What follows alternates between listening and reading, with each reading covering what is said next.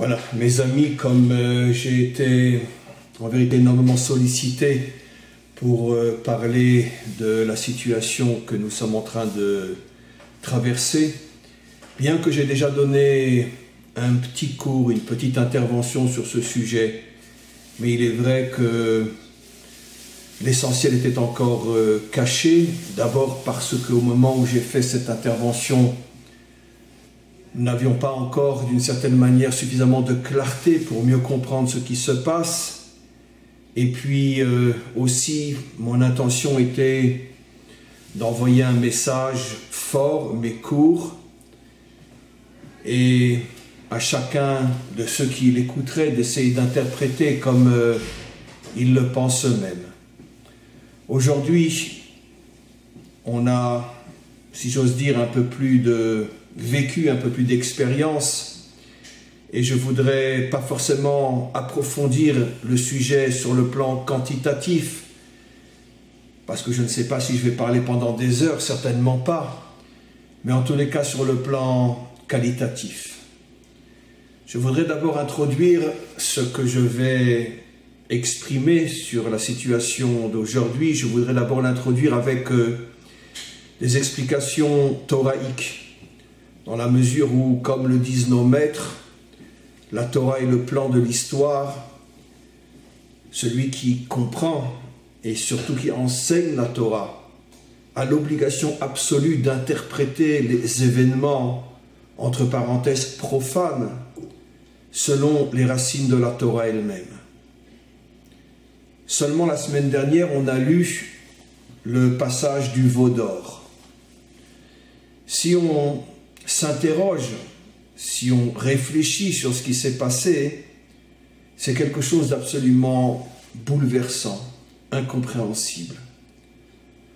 Moshe est sur le mont Sinaï. Il est en train de recevoir la Torah.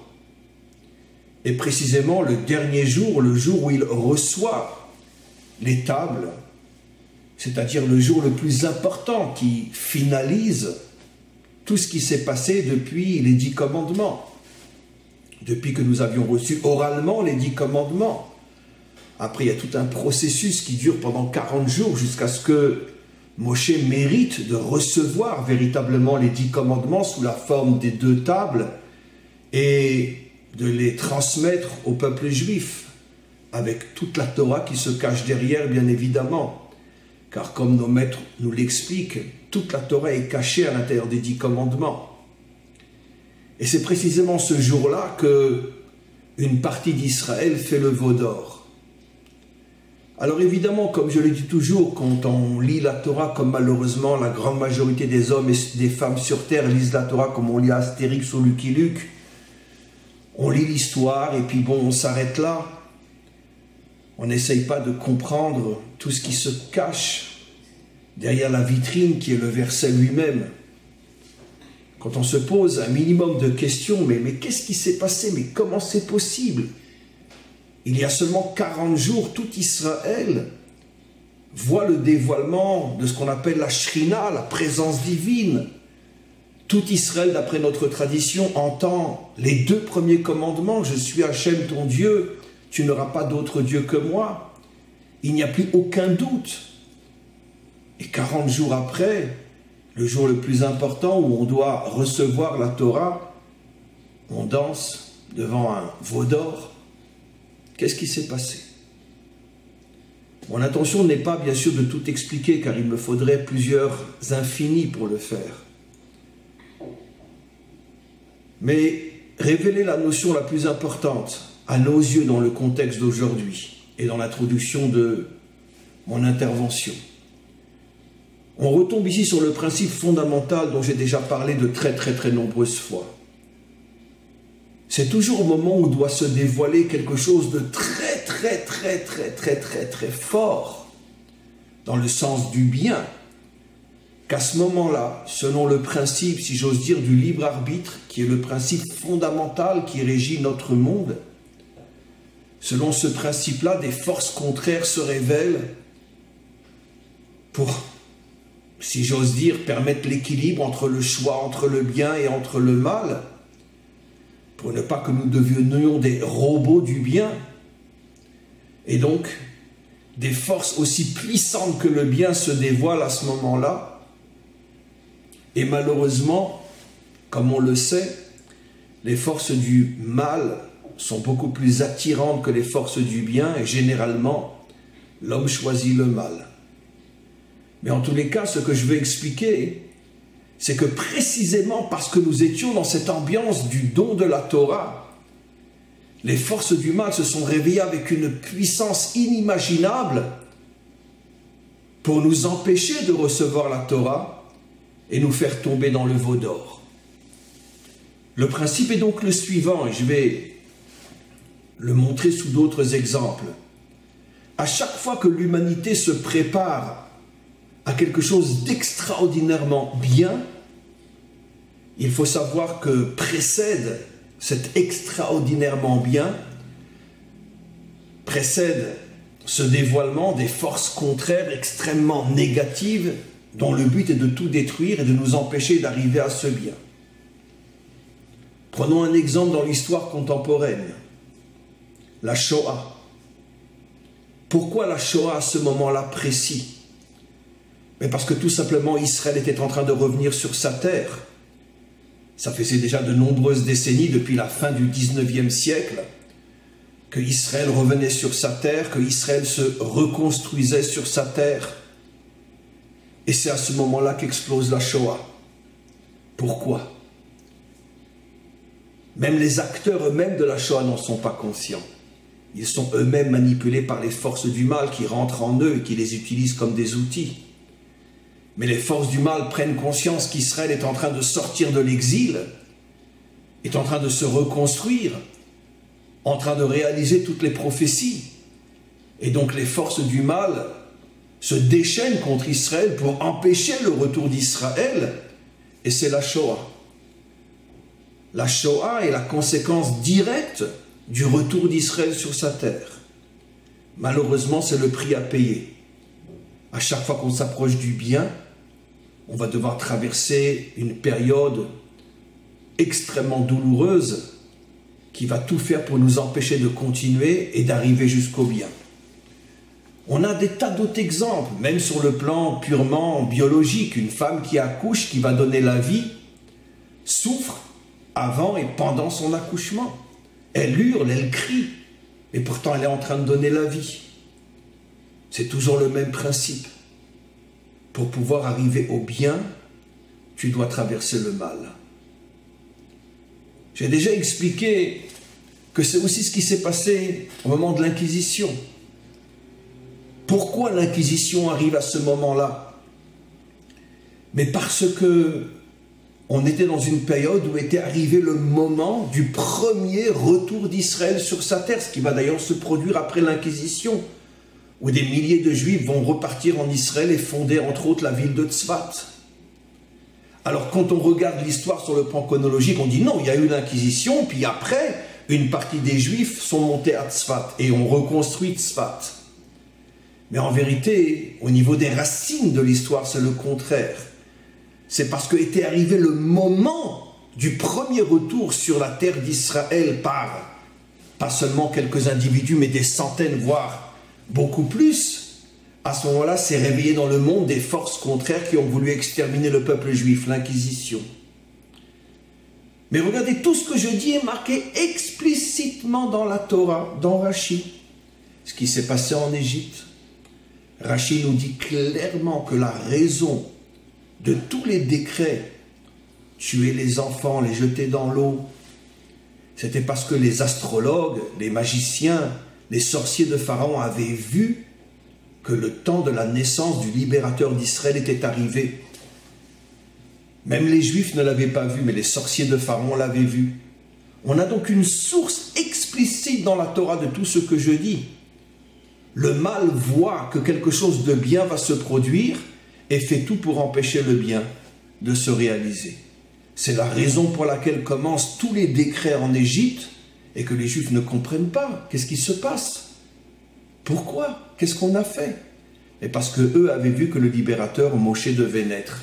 Et il fallait tuer tous les nouveau-nés pour empêcher que le libérateur grandisse et puisse sauver Israël. Et finalement, c'est celui qui émet les décrets qui va faire grandir le libérateur dans sa propre maison. Donc, on a une référence claire dans la Torah de ce que je lis. Un autre exemple, Internet. Il n'y a pas aujourd'hui un instrument qui peut faire autant de bien que Internet, qui peut sauver autant d'hommes et de femmes dans tous les domaines que Internet. Et c'est en même temps l'instrument le plus corrompu, le plus pervers, le plus débauché de tous les instruments qu'il y a sur Terre. C'est toujours le même principe. Parce que Internet a été dévoilé. La source première, c'est bien sûr la volonté du maître du monde, qui permet le dévoilement d'Internet pour pouvoir sauver des millions de vies qui vont se rapprocher de la vérité, comme nous le voyons nous-mêmes à notre humble niveau.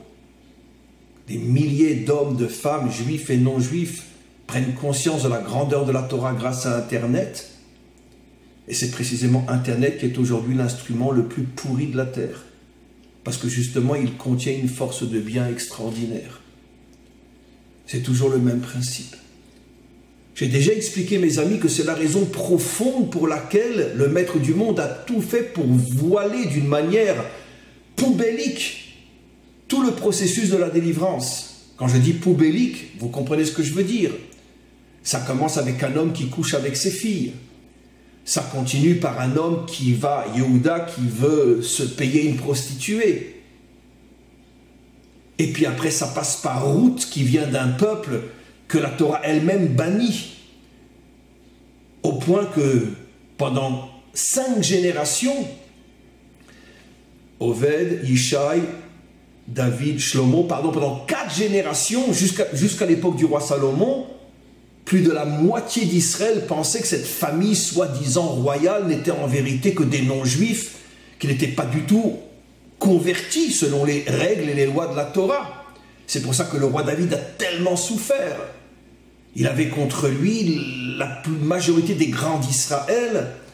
Le Sanhédrin était contre lui. Tout le monde était contre lui parce qu'on pensait qu'il n'était même pas juif. Et tu veux être notre roi? Je l'ai souvent expliqué dans mes cours. Il n'y a qu'au moment de l'inauguration du temple que le peuple va comprendre qui était le roi David. Comme l'expliquent nos maîtres, mais je ne vais pas revenir sur ces détails.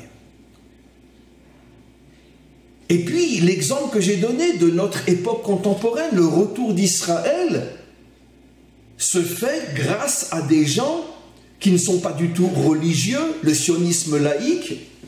La plupart d'entre eux sont des anti-Torah, de virulents anti-Torah, qui vont tout faire pour détruire la Torah du sein même du peuple juif. Pas tous, mais il y en avait.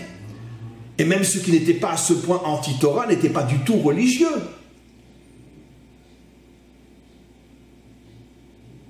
Pourquoi le maître du monde a besoin de construire toute la lignée messianique jusqu'au retour d'Israël, en passant par un père qui va avec ses filles, un homme qui va avec une prostituée, une femme, Ruth, qui vient du peuple le plus détesté, bibliquement parlant, du peuple juif, le peuple de Moab, et puis le sionisme laïque? Pourquoi? Mais pourquoi? Mais la réponse, vous l'avez compris, parce que si les choses avaient été visibles, si les forces du mal s'étaient aperçues que le maître du monde est en train de préparer la délivrance finale, mais ce n'aurait pas été une Shoah qu'on aurait eue, c'est 50 Shoah, et il ne serait plus resté un seul juif sur terre. Donc le maître du monde a tout fait pour cacher au maximum, et malgré tout ça n'a pas empêché au moins une Shoah. Et imaginons encore une fois s'il n'avait pas caché plus que ce qu'il ne l'a fait. Parce que le maître du monde savait que le peuple juif ne pourrait pas supporter les atrocités inimaginables qui s'abattraient sur lui si c'était trop visible qu'on est en train de revenir sur notre terre. Et donc il fallait cacher au maximum. Voilà le message fabuleux. Et c'est pour ça que une partie, la majorité des grands d'Israël, les grands de Torah, quand ils ont vu Herzl et tous les gens qui venaient après lui, on dit mais c'est pas possible, ça peut pas être le retour d'Israël sur sa terre entre les mains de tels mécréants. Eux-mêmes n'ont pas vu, n'ont pas compris. Se sont complètement trompés. à l'exception de un ou deux comme le Rav Kook ou d'autres. En vérité, pour nuancer ce que je dis, Rabbi Nachman explique lui-même que parfois le maître du monde aveugle les grands d'Israël. Donc ils ne sont pas responsables de cet aveuglement. Il les aveugle pour permettre au processus de se faire sans que les grands d'Israël en soient conscients. Parce que si eux étaient conscients et eux avaient dit « Oh, c'est le retour d'Israël », ça n'aurait pas été, comme je l'ai dit, une Shoah, ça aurait été 50 Shoah. Ça n'aurait pas été 6 millions, ça aurait été 600 milliards de morts. J'exagère bien sûr, mais vous m'avez compris. Donc c'est le maître du monde qui a aveuglé tous les grands d'Israël pour qu'ils se dressent contre le processus du sionisme laïque en disant « ça ne nous intéresse pas, ce n'est pas des juifs ces gens-là ». Et comme ça le maître du monde pouvait en cachette ramener les juifs sur leur terre sans que personne ne s'y oppose, ou presque. Puisque personne ne pouvait imaginer que c'était la délivrance finale qui était en train de commencer. Et c'est comme ça que le maître du monde roule le monde. Mais lui, il sait le faire. Mais ça ne marche pas toujours. La preuve, il n'a pas empêché les décrets contre Israël au moment où le libérateur qui doit nous sortir d'Égypte doit naître. Il n'a pas empêché l'Inquisition. Il n'a pas empêché la Shoah. Parce que malgré tout, il y a des souffrances que nous devons traverser pour pouvoir arriver au but qui est le dévoilement de la lumière et de la vérité. Mes amis, je souhaite, et je le dis, mais vraiment du plus profond de mon cœur, je souhaite me tromper totalement, absolument dans tout ce que je vais dire, maintenant. Et je sais très bien que des dizaines, des centaines, des milliers vont se lever et vont dire encore un discours comploteur, etc., etc. Je sais tout ça. Mais je sais aussi que quand ceux qui vivaient en Israël avaient envoyé des messagers avant la Shoah pour prévenir, pour aller partout en Ukraine, en Pologne, en Russie, pour prévenir les communautés de ce qui se préparait, il y a eu la même réaction. Mais arrêtez, arrêtez, bon, c'est vrai, on souffre en exil, mais qu'est-ce que vous racontez? Mais non, arrêtez. C'est vrai. C'est vrai que quand on essaye de prévenir aujourd'hui les Juifs des États-Unis que quand les démocrates vont revenir au pouvoir, ils seront pires que Hitler. Mais arrêtez vos histoires, arrêtez cette théorie du complot, mais arrêtez, arrêtez. Oui, les Juifs vont toujours dire arrêtez, arrêtez, arrêtez. Jusqu'à ce qu'ils voient leurs enfants arrachés des bras de leur mère et jetés dans le feu. C'est comme ça. Le Juif ne changera pas. C'est un peuple qui a de grands défauts. Et ce défaut, après 4000 ans de souffrance, il n'a toujours pas corrigé. À chaque fois qu'on le prévient qu'il est en danger, mais non, mais non, mais non. Donc je sais que de nombreuses réactions vont être « mais non, n'écoutez pas ce charlatan, ce pseudo-rabbin ». C'est pas grave, je suis habitué, ça fait 40 ans que je le vis. Mais je me suis rarement trompé. Mais là, je prie vraiment le maître du monde et je lui demande lui de faire en sorte que je me trompe. Mais comme j'en suis pas sûr, je vais quand même parler. Je pense que ce qui se prépare aujourd'hui est soit le commencement de quelque chose de terrible, soit un essai du genre le brouillon avant le propre. Et j'explique. Vous pensez que c'est le virus, le vrai danger? Bien sûr, c'est un danger. Je parle du vrai danger. Non, le vrai danger, mes amis, ce n'est pas le virus. C'est le problème économique qui s'ensuit. Et il fallait trouver un moyen pour arriver à cette catastrophe économique qui est en train de se préparer. Et les éminences grises de ce monde, qui ne sont pas les dirigeants que l'on voit comme Macron ou comme Bibi ou comme Trump, eux ne sont que des poupées, que des marionnettes entre les mains de ceux qui dirigent le monde depuis des millénaires. Et ces gens-là placent ceux qu'ils doivent placer, avec toutes les nuances bien sûr, parce qu'ils savent que ceux qui seront visiblement au pouvoir seront en vérité leurs marionnettes dans leurs mains, sans la moindre exception, car s'il y en a une, en une seconde, il prend une balle dans la tête. Donc de toute façon, il n'a aucune chance de s'opposer à ce pouvoir caché. Et le but final, comme je l'ai expliqué dans ma première intervention, le but final de ces éminences grises, qui ne sont pas forcément d'un seul pays, qui peuvent être une organisation qui traverse l'histoire et qui regroupe des membres de différents pays. Ces éminences grises, ce qu'elles veulent, c'est transformer l'humanité en esclave. Et il y a pour ça plusieurs étapes. Pourquoi nous transformer en esclaves? Pour qu'eux soient à la tête d'une humanité qui sera à leur service.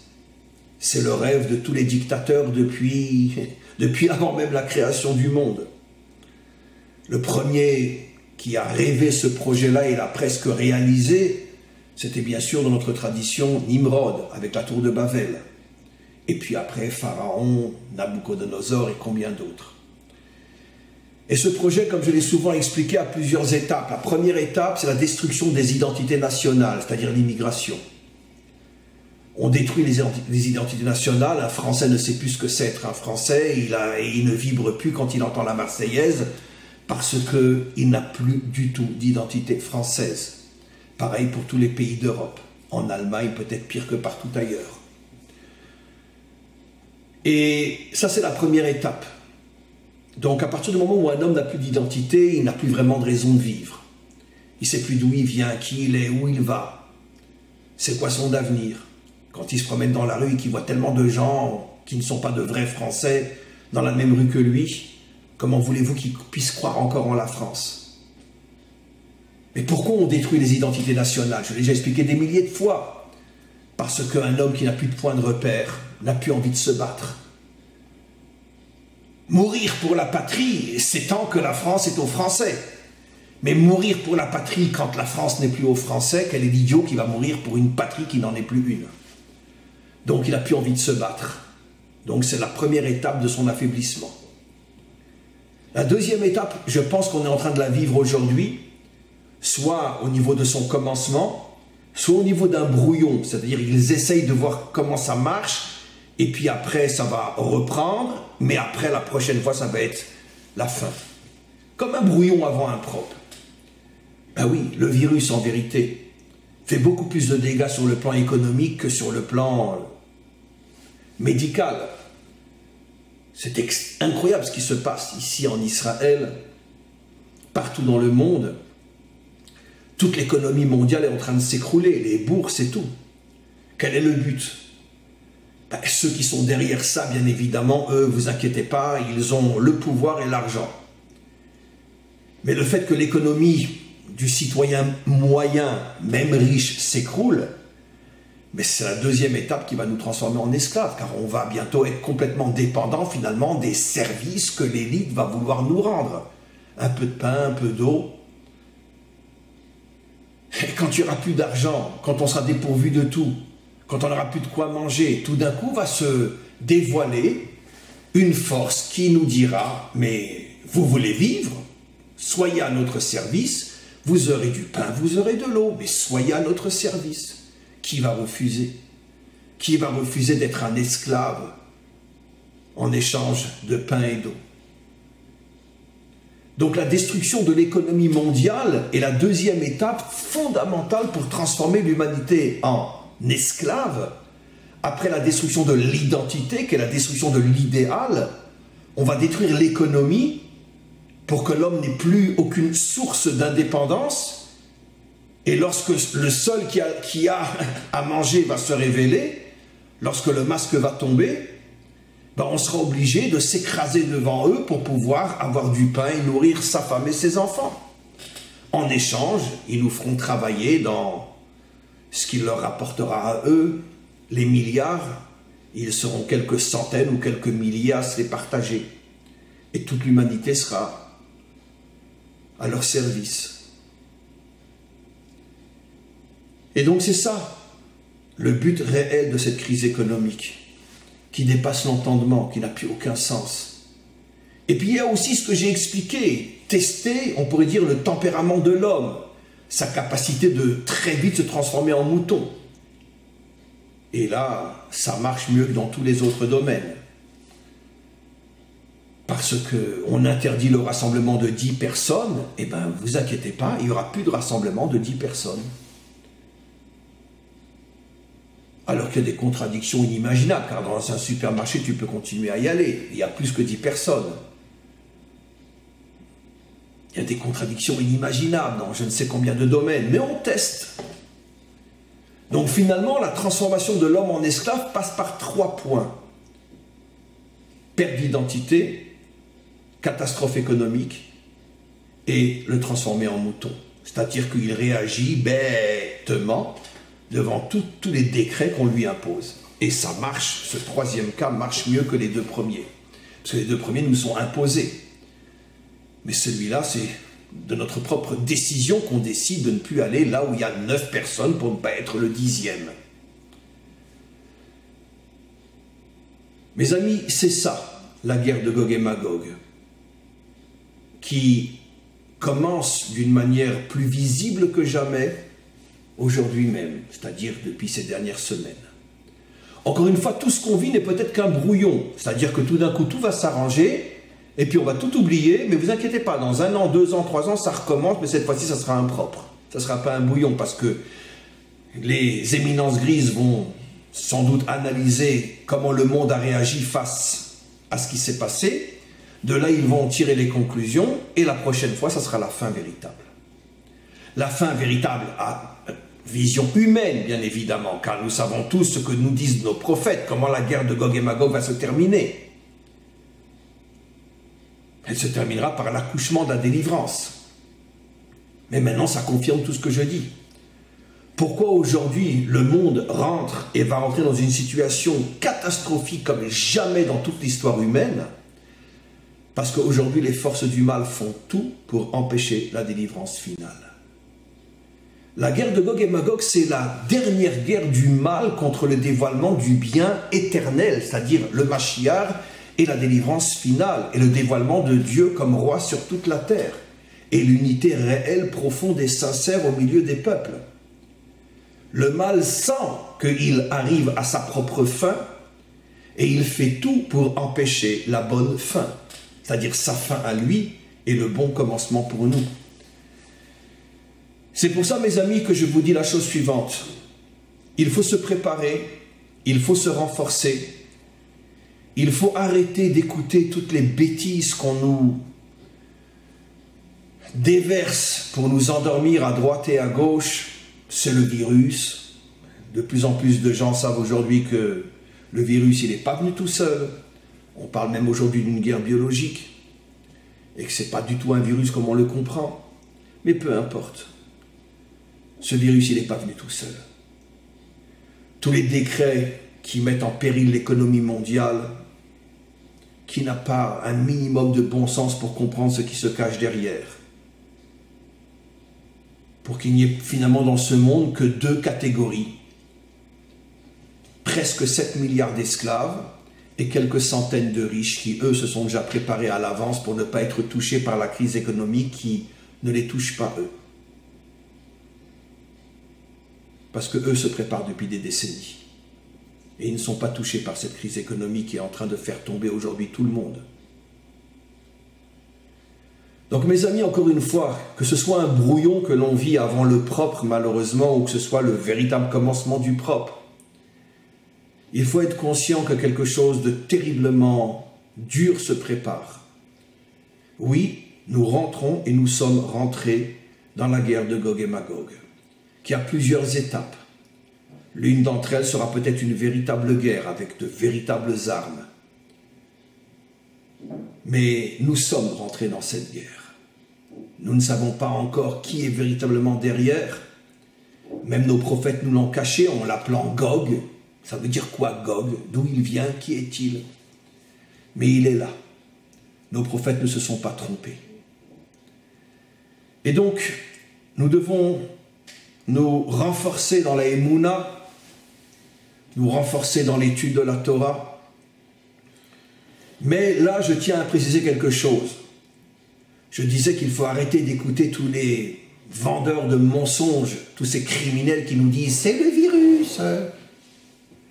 Mais il faut aussi d'un autre côté arrêter d'écouter tous ces vendeurs d'illusions qui nous disent « priez et tout s'arrangera ». Je regrette, mes amis. Avant la Shoah, il y avait des centaines de milliers de juifs et de juives et d'enfants qui priaient de toute leur force. Malgré tout, ils ont été transformés en cendres.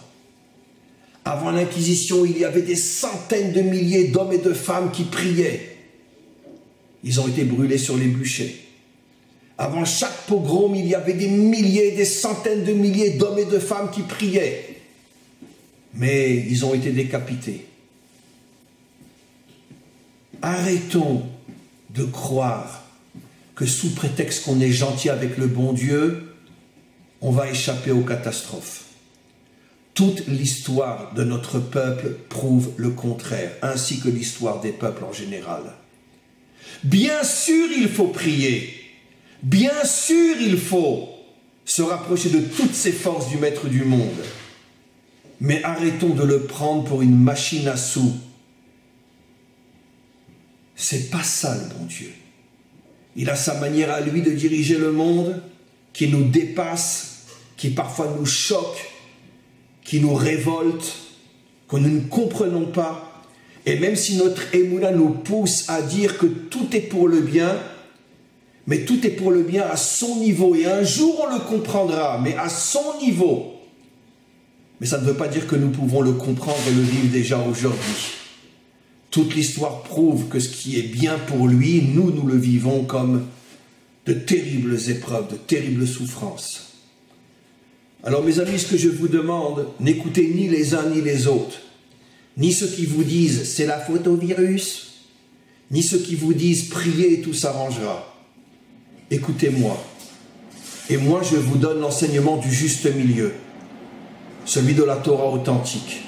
Oui, priez, oui, renforcez-vous dans la Emouna, mais en même temps, préparez-vous sur le plan mental, sur le plan psychologique, à traverser des moments durs, des moments difficiles.